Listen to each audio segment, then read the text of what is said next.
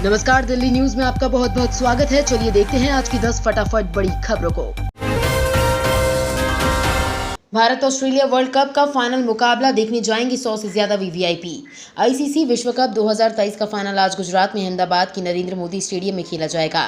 भारत और ऑस्ट्रेलिया के बीच खेले जाने वाले इस मुकाबले को देखने के लिए जहां 1 लाख से ज्यादा लोग स्टेडियम में मौजूद होंगे, वहीं 100 से ज्यादा वीवीआईपी भी इस ऐतिहासिक दिन के साक्षी बनेंगे। इस वीवीआईपी लोगों में प्रधानमंत्री नरेंद्र मोदी और 8 से ज्यादा राज्यों के सीएम शामिल हैं। अगर इंडिया जीती तो 100 करोड़ की रकम। वर्ल्ड कप फाइनल से पहले इस शख्स ने किया बड़ा ऐलान।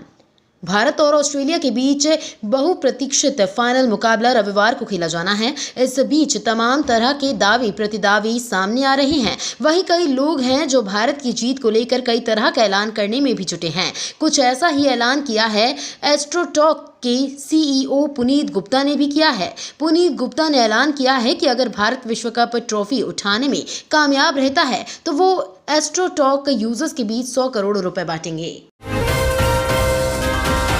दिल्ली एनसीआर से हटाए गए ग्रैप 4 के प्रतिबंध। डीजल ट्रकों की राजधानी में एंट्री होगी शुरू। दिल्ली की वायु गुणवत्ता में सुधार होने और अति गंभीर श्रेणी से बाहर आने के चलते दिल्ली वालों के ऊपर लगाए गए ग्रैप 4 चरण के प्रतिबंध हटा लिए गए हैं। अब ग्रैप 4 के तहत लागू सभी प्रतिबंध हटा लिए जाएंगे, जिससे कई गतिविधियां फिर से शुरू हो सकेंगी, जिसमें निर्माण कार्य से लेकर वाहनों का प्रतिबंध भी शामिल है। आज से 12 दिन सभी स्कूलों में छुट्टी घोषित। शिक्षा मंत्री का आदेश जारी।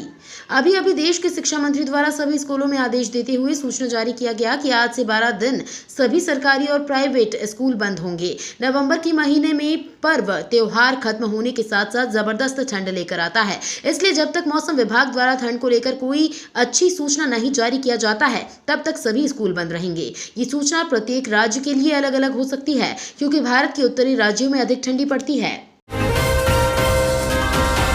मेयर शैली ओबरॉय की सख्त चेतावनी। दिल्ली में समय पर नहीं उठाया कचरा तो कंपनी होगी ब्लैकलिस्ट।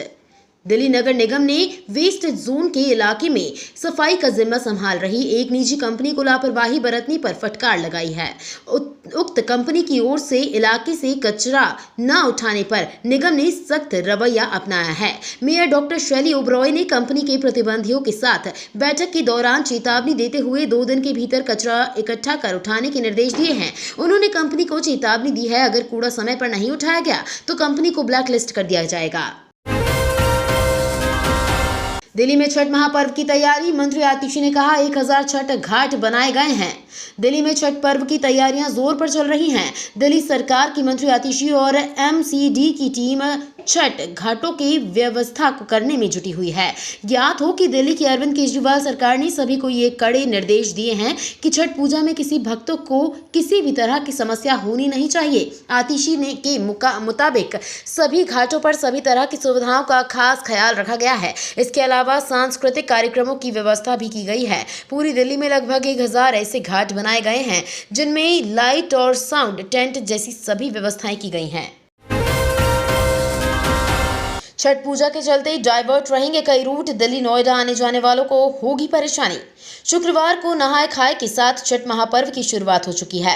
राजधानी में प्रशासन ने भी छठ को लेकर तैयारियां पूरी कर ली हैं। शुक्रवार को दिल्ली पुलिस ने छठ पूजा को लेकर ट्रैफिक एडवाइजरी जारी की है। एडवाइजरी में बताया गया है कि छठ के कारण आज दोपहर से कल सुबह तक प्रमुख घाटों से जोड़ने वाली सड़कों पर यातायात प्रभावित होने की संभावनाएं हैं। दिल्ली मेट्रो में 2.7 लाख कैश से भरा बैग भूल गया शख्स। सीआईएसएफ ने सही सलामत लौटाया।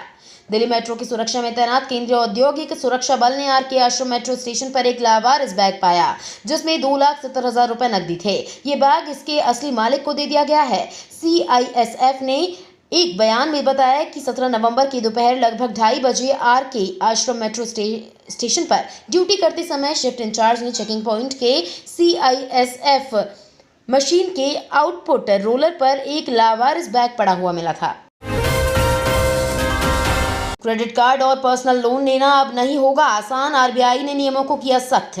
ज्यादातर लोग अपनी वित्तीय जरूरतों को पूरा करने के लिए पर्सनल लोन और क्रेडिट कार्ड का सहारा लेते हैं।